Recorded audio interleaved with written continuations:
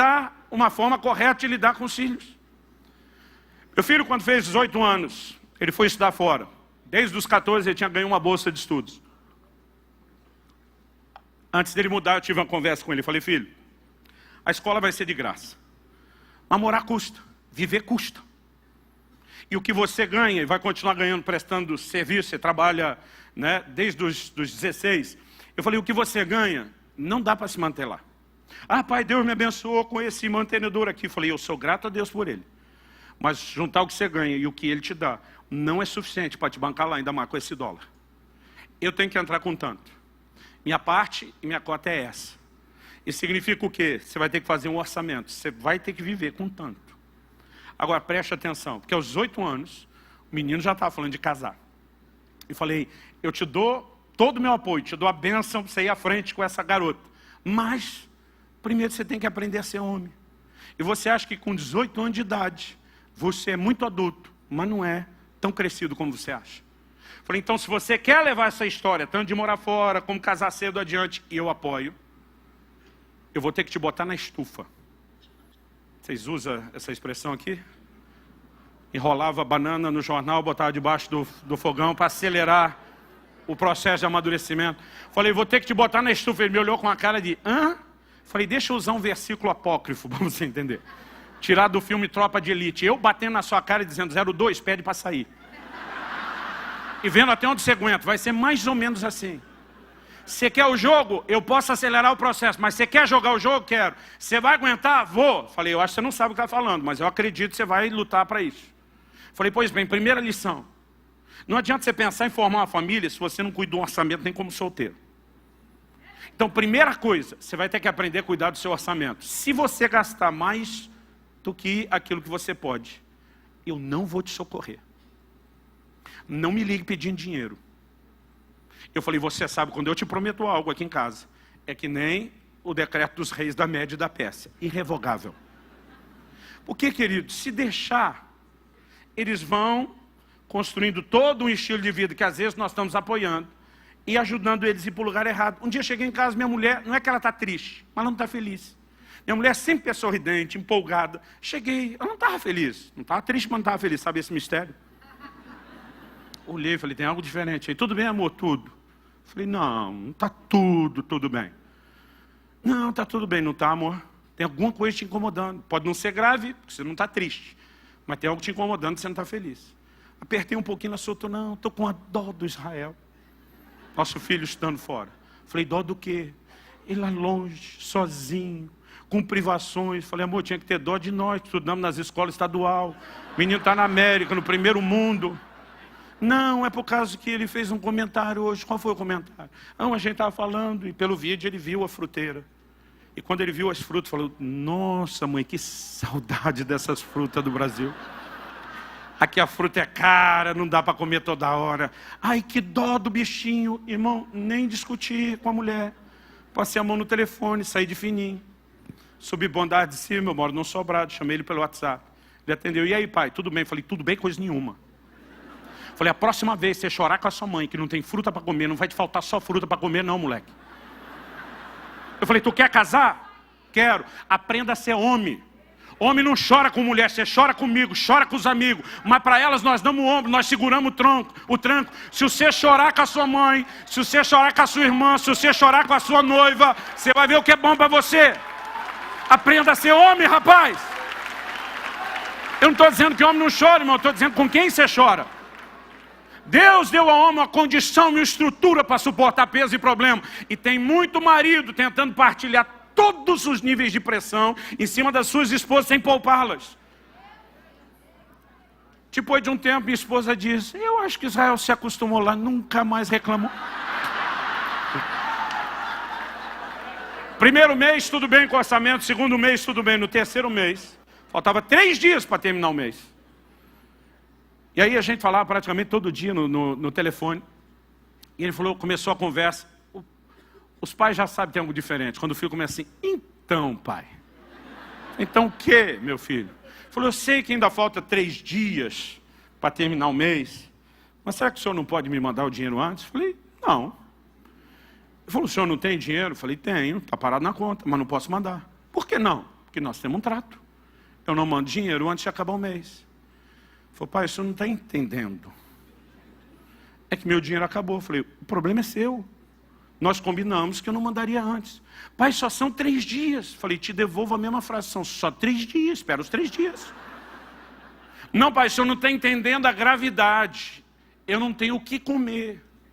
Eu não tomei café da manhã hoje. Eu não almocei hoje. Eu não tenho o que comer. Irmão, olha para mim diante de Deus. Sabe o que eu falei para ele? Jejua. Eu falei, você não foi aí para buscar Deus? Falei, você já fez pelo menos uns 2 jejuns de 3 dias na água e não morreu. Não é agora que tu vai morrer. Ele estava lá na casa de oração no câncer, irmão. Tinha que pagar 4 horas de oração todo dia. Falei, vai lá, é fim de semana mesmo, deita no chão, fica 3 dias deitado sem levantar orando. Eu não vou te mandar dinheiro. É lógico, não falei nada para a mãe do menino, que a gente tem que ser sábio. Esperei passar os 3 dias. Depois que mandei o dinheiro, o menino comeu, sobreviveu. Aí fui conversar com a minha esposa. Falei, meu amor, esse seu filho é uma bênção. Ela, e não é? Falei, não, é sério. O menino mandou outro jejum de 3 dias na água. Que bênção. Quando ela falou que bênção, eu falei, pronto, agora está mais fácil. Aí falei para ela, tá certo que eu dei uma mão. Ela falou, você é um pai incentivador. Eu falei, dessa vez foi meio compulsório.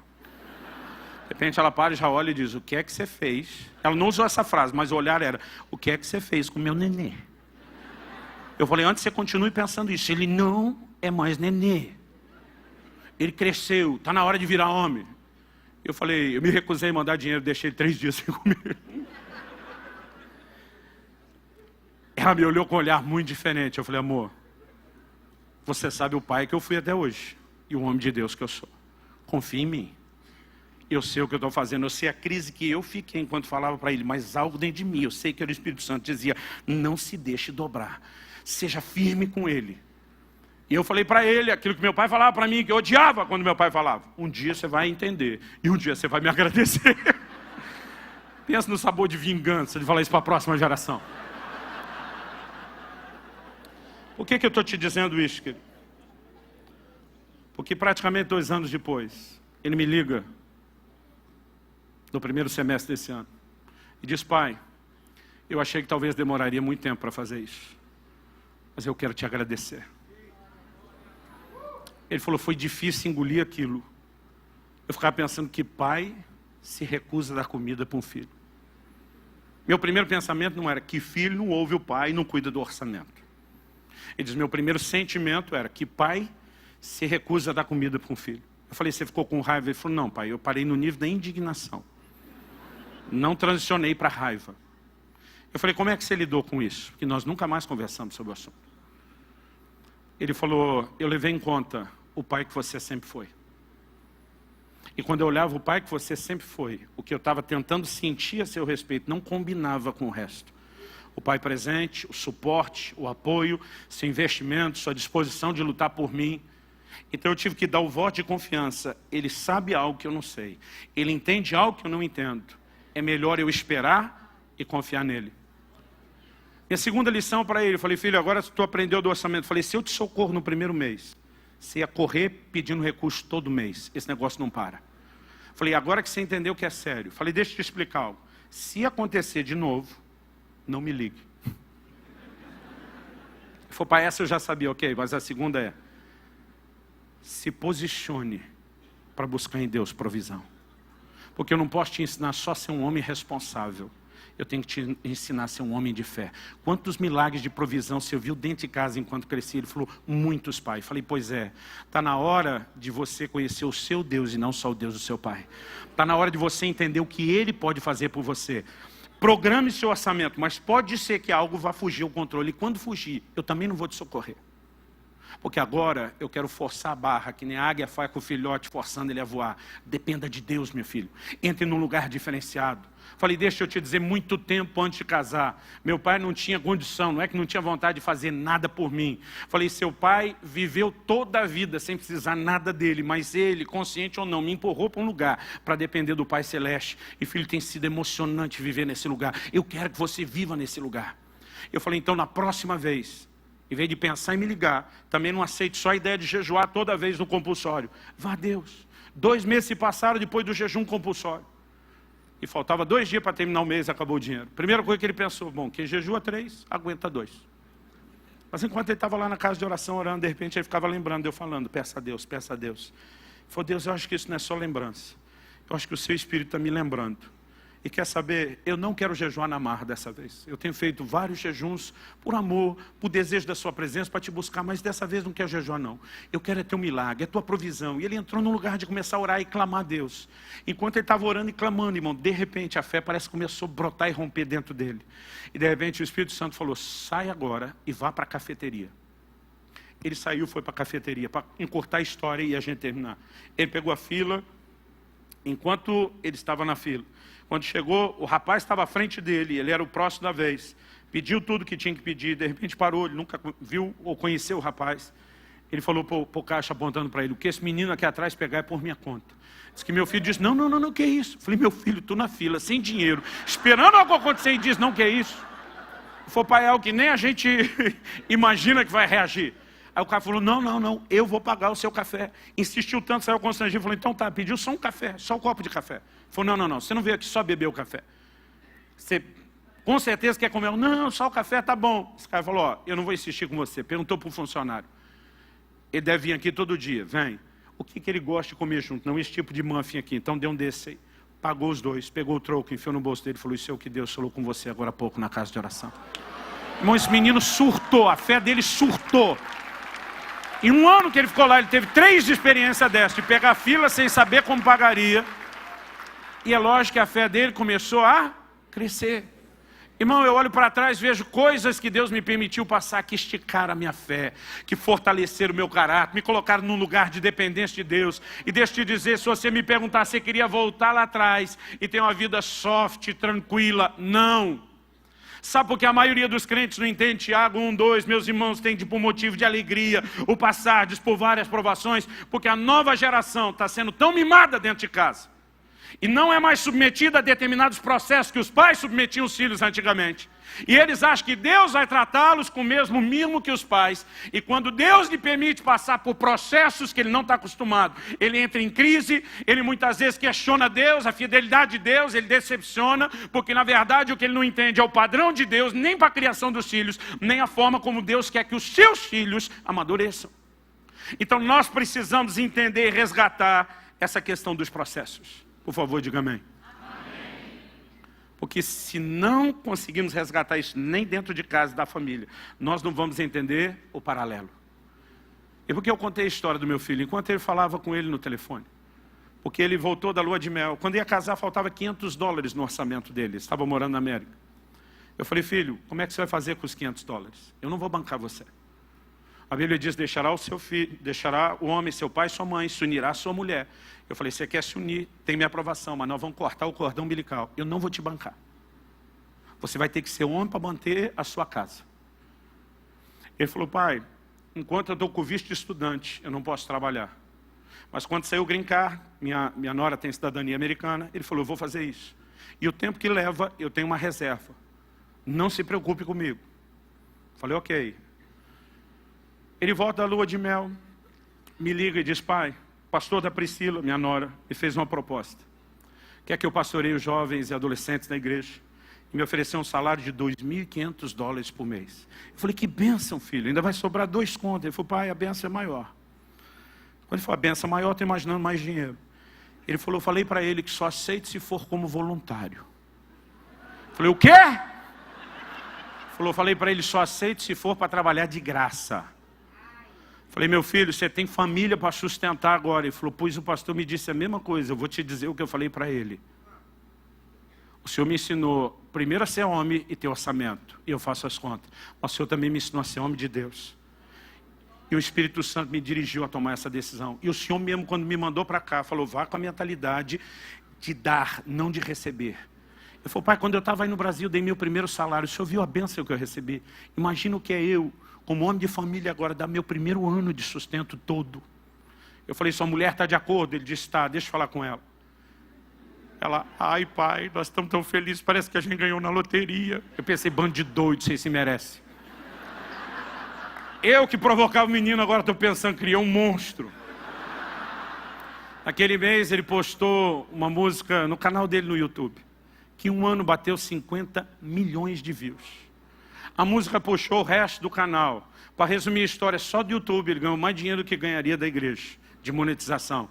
Fora os outros milagres. No início desse ano ele me liga e diz: pai, tudo começou naquele jejum. Se você tivesse amolecido e não me ensinado a ser homem, e depois não me empurrar a depender de Deus, eu não estaria vivendo nada do que eu estou vivendo hoje. Eu achei que demoraria, mas eu quero te dizer muito obrigado. E naquela hora o Espírito Santo falou: comece a ensinar sobre os processos. Porque diz o que está impedindo muitos de romperem no espiritual é a falta de entendimento desse paralelo no natural. E aí quando eu perguntei para ele, eu quero que você fique em pé para parecer que está acabando. Já dá um alívio na turma, o pessoal diz: o pregador não está tão fora de controle. Quando eu perguntei para ele como é que você lidou com a crise, e ele me disse: foi pensando no pai que você sempre foi. O Espírito Santo também falou comigo. E diz: eu quero que você chame as pessoas que estão vivendo os meus processos a olharem para mim da mesma forma que seu filho falou. O apóstolo Paulo disse: eu sei em quem eu tenho crido. Preste atenção, ele não falou no que eu estou crendo, porque você não crê numa coisa, você crê numa pessoa. Alguém que está acima de qualquer suspeita. A fé se apoia no caráter de Deus. Quando Paulo diz: eu sei em quem eu estou crendo. Porque deixa eu te dizer, irmão, não é o que você passa, é se você tem ou não tem estrutura. Jó e a sua esposa passaram pelas mesmas coisas, e nós não vamos fingir que foi pouca coisa. Mas a mulher de Jó olha para ele e diz: amaldiçoe seu Deus e morre. Sabe o que ela está dizendo? Se ele não me der tudo que eu quero, do jeito que eu quero, na hora que eu quero, ele não me serve. E tem muitos filhos sendo criados desse jeito. Jó olha para ela e fala o que muito marido já quis falar para sua esposa: você fala como uma louca. E diz: ainda que ele me mate, eu louvarei. Sabe o que Jó está dizendo?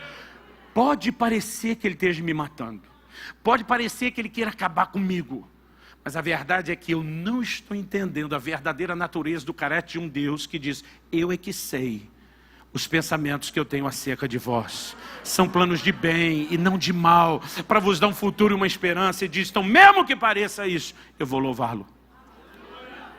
Porque na real, eu sei que o meu Redentor vive. Ele há de se levantar sobre a terra. Irmão, quando nós começamos a entender a natureza de Deus, nós não podemos nos permitir sentir abandonados no meio de circunstâncias difíceis. Ele diz: nunca te deixarei, jamais te desampararei. Sabe o que eu acho interessante? Às vezes eu e você estamos lendo a Bíblia, a gente vê lá: e o Senhor era com José. A gente só não lembra que o Senhor era com José enquanto ele era escravo. O Senhor era com José enquanto ele estava na prisão. Porque o Senhor não é com você, querido, só quando as coisas estão boas. Em alguns processos que forjam o nosso caráter, que vão esticar nossa fé, Ele ainda está conosco. E nós precisamos entender aonde isso pode nos levar, se nós tivermos a atitude correta. Porque diante da mesma circunstância, você tem a mulher do Jó agindo de uma forma e ele de outra. A questão é sua atitude. 12 espias voltaram de olhar a terra de Canaã. 10 deles infamaram a terra e foram mortos pelo Senhor. 2 deles foram os únicos de uma geração inteira que entraram na terra. Pergunta: tanto os 2 como os 10 não tinham o mesmo Deus? Sim ou não? Sim. Não tinham as mesmas promessas? Não tinham o mesmo problema? O que eles tinham diferente? Atitude. Deus diz que a terra é nossa? É, então não importa a circunstância. Deus é sério no que Ele fala. Deus não está de brincadeira. Deus está conosco, nós vamos consumi-los como pão. Uma atitude de fé e confiança. O caráter de Deus não está em jogo. Quando aqueles outros voltam falando mal, estão dizendo: Deus está de brincadeira, Deus está de palhaçada, prometeu uma coisa impossível. Que não... O que eles estavam colocando em xeque era o caráter de Deus. Agora, eu e você precisamos nos permitir crescer enquanto entramos nesse lugar de confiança plena. Eu sei que nessa noite, eu estou falando a pessoas que espiritualmente, não importa se você é um ministro de muitos anos, mas todos nós, a Bíblia diz que a vereda do justo é como a luz da aurora, vai brilhando mais e mais até ser dia perfeito. Como acredito, nenhum de nós chegou no dia perfeito ainda há uma progressividade. Então não importa o quanto você já cresceu, tem espaço para melhorar. Mas muitas vezes nós passamos aquilo que no natural os médicos chamam de as dores do crescimento. Os pré-adolescentes passam isso. Dói osso, dói junta, dói musculatura, porque eles estão esticando depressa.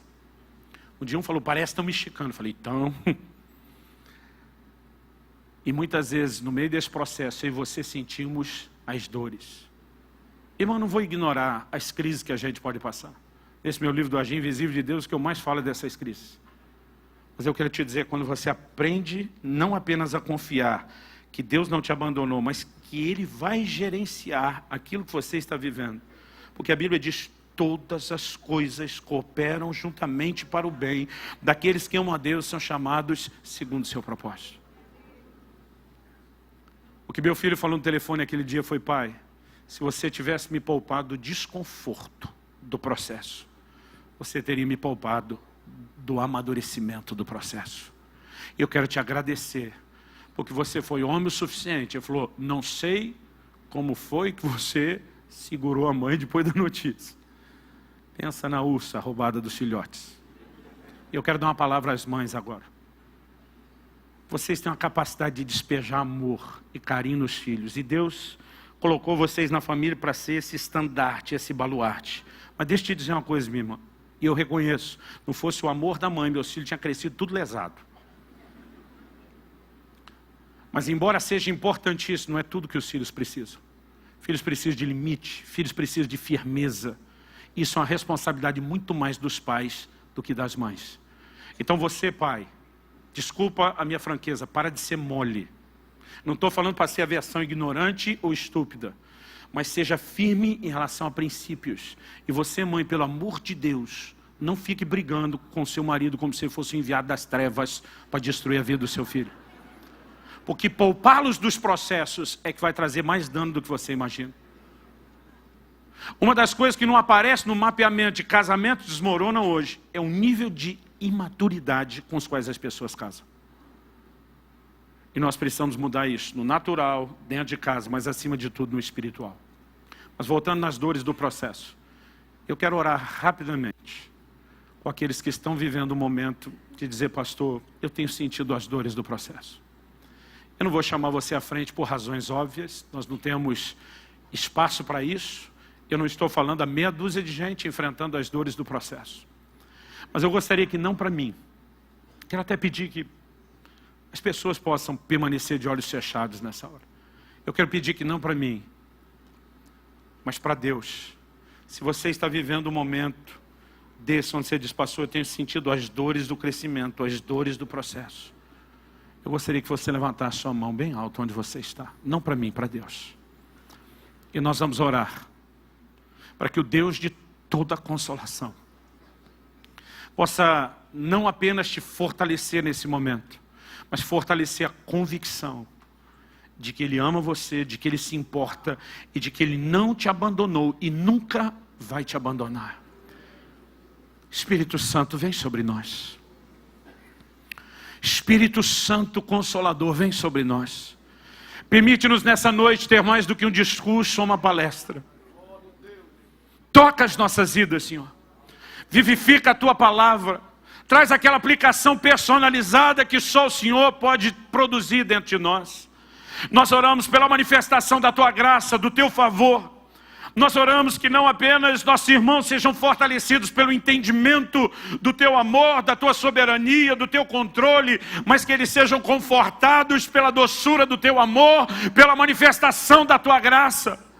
Que toda mentira que o inimigo tem usado através de uma leitura equivocada das circunstâncias de abandono caia por terra. Que aquela fé que só a Tua palavra pode produzir e gerar seja acendida novamente dentro de cada um de nós, a ponto de cada um poder afirmar como Paulo, eu sei quem eu tenho crido. E ao mesmo tempo em que oramos por fortalecimento, nós oramos, ó Deus, por uma geração que redescubra os processos de maturidade. Porque sem maturidade jamais teremos acesso à herança plena. E Senhor, nós nos recusamos ficar no lugar de mediocridade. Nós nos recusamos estacionar no lugar tão aquém de tudo aquilo que o Senhor sonhou, planejou e preparou para nós. Então nós suplicamos, intensifique os Teus processos. Intensifique os Teus processos. Enquanto o Teu Espírito trabalha em nós, que a Tua graça nos sustente. Assim como Paulo, para quem o Senhor diz, minha graça te basta, que ela se manifeste na nossa vida.